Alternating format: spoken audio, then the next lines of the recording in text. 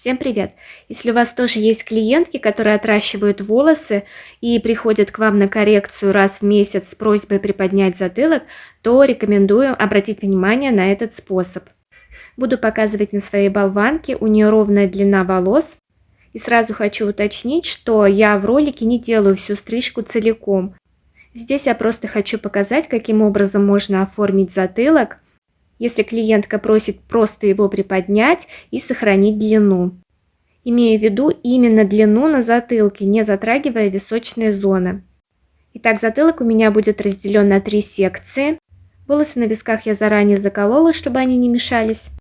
У меня будет нижний, средний и верхний затылочные блоки. Разделила их между собой горизонтальными проборами. И как обычно, стрижку буду начинать с нижнего затылочного блока. Вот так вблизи это смотрится. Разделяю волосы вертикальным пробором по всему периметру головы и горизонтальным от уха до уха. Все секции я буду простригать радиальными проборами. В центре нижней затылочной секции выделяется прядь и простригается вертикальным пробором под углом 90 градусов. Далее поочередно с каждой стороны радиальными проборами выделяются пряди и простригаются каждая с оттяжкой к предыдущей пряди. Срез параллелен пробору, оттяжка тоже. Каждая простриженная прядь будет являться контрольной для следующей.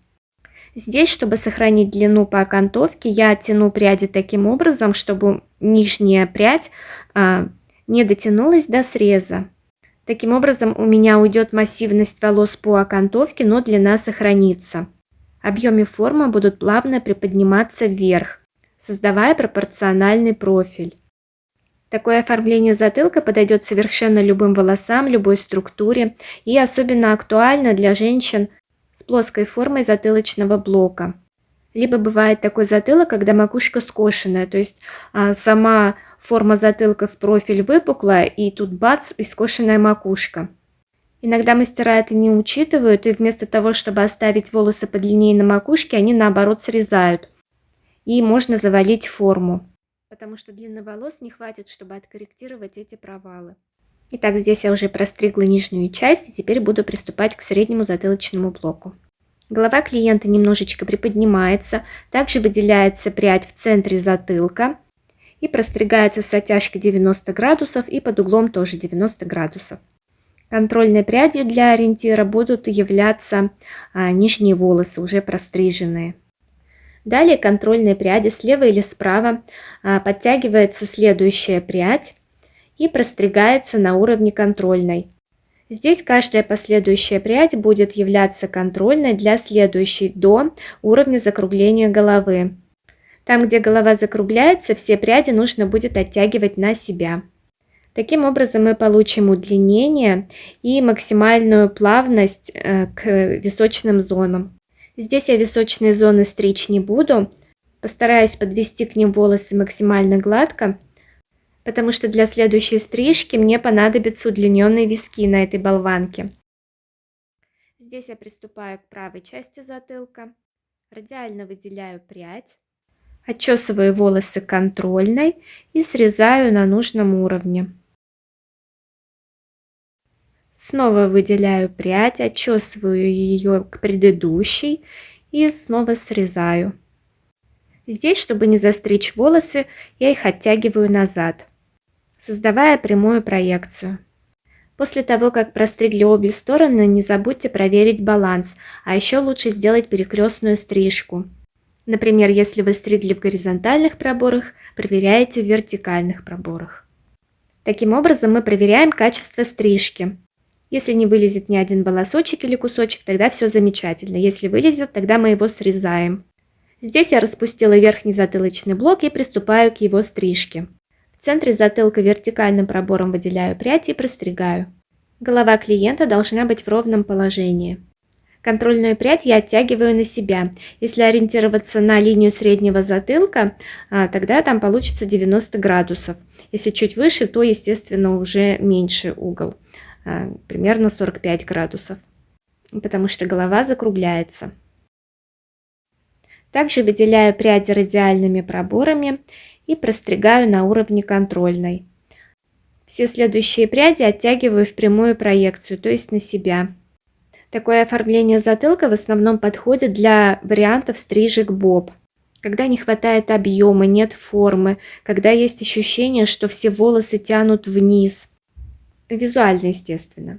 Когда хочется вот прям так взять их снизу и приподнять. Вот такой вариант стрижки может облегчить жизнь в плане укладки многим женщинам. Когда клиентке не хватает объема в зоне макушки, она часто просит подстричь волосы покороче. Ни в коем случае не идите у нее на поводу, не убедившись в том, что ее форма головы это позволяет. А еще усугубить ситуацию может нестандартный рост волос в этой зоне. Например, двойные макушки, вихры.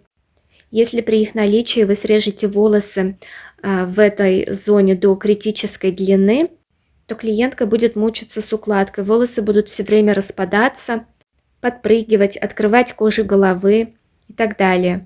И исправить ситуацию будет уже достаточно сложно.